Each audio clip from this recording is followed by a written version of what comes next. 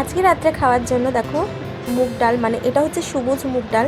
তো সেই মুগ ডালের আজকে তরকা বানাবো, তার সাথে হচ্ছে রুটি করব। আর আমরা একটু বাজারে গেছিলাম কয়েকটা জিনিস আনতে, টুকিটাকি কটা সবজি আর মানে যেসব জিনিস লাগে সেইগুলো নিয়ে এসেছি। আর একটা আচার নিয়ে এসেছিলাম ভাত দিয়ে খাওয়ার জন্য।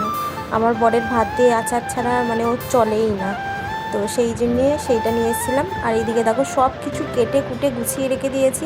এখানে মানে ডালের যে তরকাটা করব সেই জন্য সব কিছু গুছিয়ে সুন্দর করে গুছিয়ে রাখলাম। আর তার সাথে ডালটাও সিদ্ধ করে নিয়েছি, আটা মাখা কমপ্লিট হয়ে গেছে। আর এবার হচ্ছে তেলের মধ্যে দিয়েছিলাম জিরে ফোড়ন, তার সাথে দিয়ে দিলাম হচ্ছে রসুন, তারপরে হচ্ছে কি বলে আদা, সব ফোড়ন দিয়ে দিয়েছি। এবার দেবো হচ্ছে পেঁয়াজ কুচি, তারপরে দেবো টমেটো আর হচ্ছে লঙ্কা কুচি দিয়ে ভালো করে নাড়াচাড়া করে নিয়ে ডাল টাল দিয়ে যে যেমন মশলা খাও সেরকম দিয়ে সুন্দর করে লাস্টে একটু কাসুরি মেথি দিয়ে দিলে, গরম মশলা দিয়ে দিলে জাস্ট জমে যাবে। আর আমার ওইদিকে তো তরকা করা কমপ্লিট হয়ে গেছে। আর এদিকে দেখো রুটি নিয়ে চলে এসেছি। আর রুটি দিয়ে তরকা দিয়ে খেতে কে কে পছন্দ করো আমাকে প্লিজ কমেন্ট করে কিন্তু জানাবে। আর হচ্ছে এইদিকে বরকে খেতে দিয়ে দিলাম। আর মারাত্মক পরিমাণে খিদে পেয়েছিল আমারও। আমি বললাম তুমি একটুখানি খেয়ে বলো, রিভিউ দাও যে তরকাটা বানালাম কেমন হয়েছে।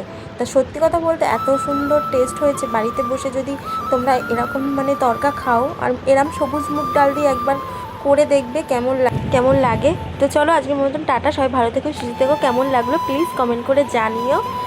Good night.